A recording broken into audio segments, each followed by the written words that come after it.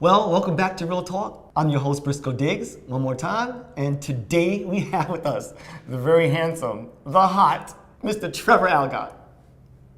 And he can swim too.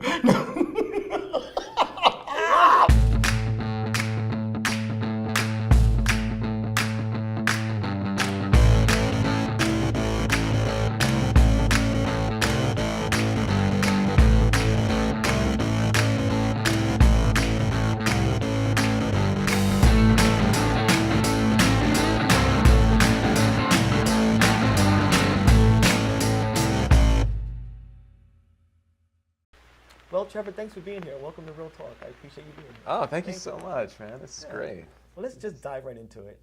Yeah. You grew up in Philly. I grew up in Philly, yeah. What were you like as a kid? I was, God, what was I like as a kid? I was a little chubby. Oh, okay. I was a little chubby. I was not very active. I just wanted to eat Teddy Grahams and lay around and watch TV all day. But my family, or my mom and dad stuck me on a swim team and a soccer team and a baseball team and stuff like that. And kind of forced me into the athletic lifestyle. Okay. And then in high school, I just honed in on just swimming, and then it was good, man. My family raised me really well. We were like a family. We always had dinner together at a dinner table, no TV. So you're a SAG member, aren't you? Yeah.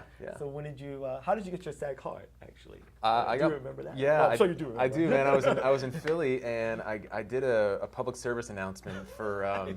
It was weird. It was like neo-Nazi. Ooh, like my favorite. It was weird, man. I'm telling you. I don't know how I got it or what, but it was like a thing where there were like these actors, and they were asked to like improvise to the camera about like white supremacy or something. Ooh. And I was supposed to be like the worker in the workplace that had a problem with it. And it was filmed for like some company or I don't know. I don't even remember, man. But I did 1 or 2 days of that. Mm-hmm. Like really doing nothing but sitting at a desk looking scared of this, crazy white guy. He was a really nice guy in real life, They usually are. Yeah, he's not actually hiring white supremacists in Philadelphia. And then like a week later, I got a thing from the union in the mail saying that I was now SAG eligible. And I thought you had to have a certain number of hours or vouchers or whatever, so I called them and I was like, "Are you sure?" And they were like, "Yeah, they submitted your paperwork and you're in the clear." So I moved to LA and I didn't join until I absolutely had to, which was just a few years ago before the merger. You! Sit the fuck down! The radio's out, we got no support coming, so conserve your ammo. Engage with grenades first, and use the dust for cover. Did you find it difficult navigating your life and trying to break into the the business, finding an agent or whatever? Or I wouldn't say difficult as much as just like a lot to manage. Right. Okay. Like I worked with an acting coach once who told me that acting isn't difficult; it's just time consuming. Mm-hmm. And I never forgot that because I really believe that. It just puts a whole new spin on it, and it kind of takes you out of the victim mindset. Right. The mindset of like, oh, this is a challenge and a struggle. It's more like I just got to put in the necessary work, necessary amount of time. And what is work really? It's just a focused effort. That's really all it is.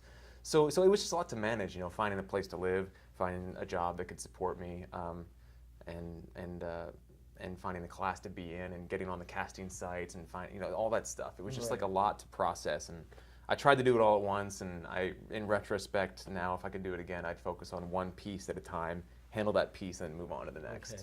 I'd have a plan. I didn't have a plan. Right. So you get that advice to someone and just make sure that their plan is set out before they get here. Oh my God! What's the saying? A pint of sweat will save you a gallon of blood. Right. That's like the saying. So if you can just sit down for even just 5 minutes and just piece of paper, pen, and just sketch out like, what am I going to need to get from A to B?